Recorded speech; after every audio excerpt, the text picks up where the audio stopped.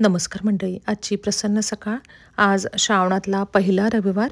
आज पहाटे लवकर उठले. आज आदित्य राणूबाईची व्रतपूजा करायची होती. सूर्यनारायणाची आपल्यावर कृपा व्हावी म्हणून हे व्रत श्रावणातल्या 4ही रविवारी पहाटे उठून करावे. सूर्योदयाच्या वेळी सूर्यनारायणाची पूजा करावी. सूर्य हा जगाचा आत्मा आहे. सूर्यनारायणाचा महिमा वेदपुराणात गायला गेलेला आहे. शाश्वत परंपरेत अत्यंत महत्त्वाची मानली जाणारी सूर्याची उपासना पुण्यकारक मानली जाते. सूर्याच्या किरणांपासून मिळणारे लाभही विज्ञानाने आवश्यक मानले आहेत. आपल्या हिंदू धर्मात दररोज उगवत्या सूर्याचीच पूजा केली जाते असं नाही, तर छठ महापर्वात मावळत्या सूर्याची सुद्धा पूजा करण्यात येते.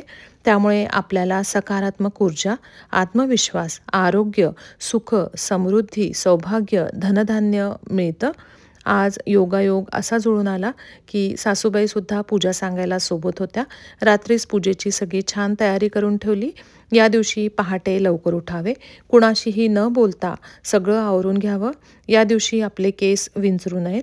पूजेसाठी जे चित्र काढायचं आहे ते रांगोळीनं चौरंगावर आखून घेतलं.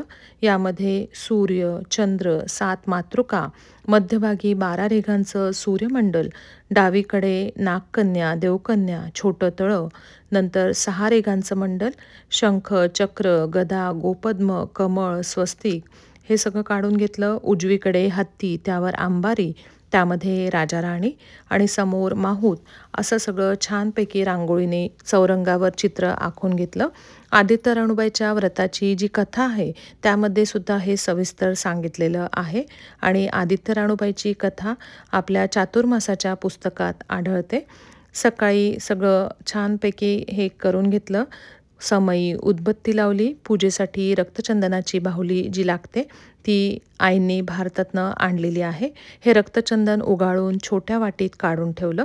सूर्यनारायण उगवायच्या वेळी सूर्याला आधी अर्घ्य दिलं. सूर्यदेवतेचं स्मरण केलं.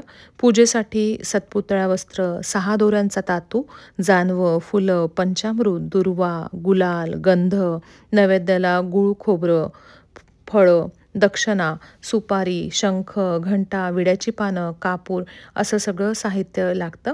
या पूजेला पत्रीसुद्धा लागतात. आईंनी सगळी छानपैकी पूजा सांगितली. आधी सुपारीचा गणपती करून गणपतीची अभिषेक पूजा केली. गणपतीला वस्त्रमाळा, दुर्वा, हळदी कुंकू, अक्षता वाहिल्या.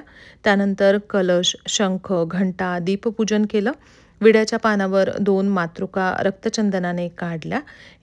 दुसऱ्या पानावर 6 रेघांचं मंडल रक्तचंदनाने काढलं आणि त्याचीसुद्धा षोडशोपचारे पूजा केली. 6 दोऱ्यांचा तातू केला आणि त्याला 6 गाठी दिल्या. या तातूची सुद्धा पूजा करायची आहे.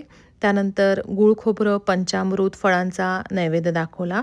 आम्ही आरती केली, प्रार्थना म्हटली आणि सगळ्यात शेवटी हातात 3 तांदूळ घेऊन कहाणी वाचली. या पूजेचं जे उद्यापन आहे ते रथसप्तमीला करतात. या दिवशी मेहून जेवायला बोलवतात.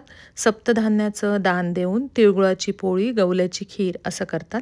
या पूजेचं जेव्हा आपण व्रत घेतो आणि जेव्हा आपण ही पूजा करतो तेव्हा श्रावणापासून पुढचे 6 महिने प्रत्येक रविवारी आपल्याला केस धुवायचे नाही आहेत असा साधा छोटासा नियम या पूजेचा आहे.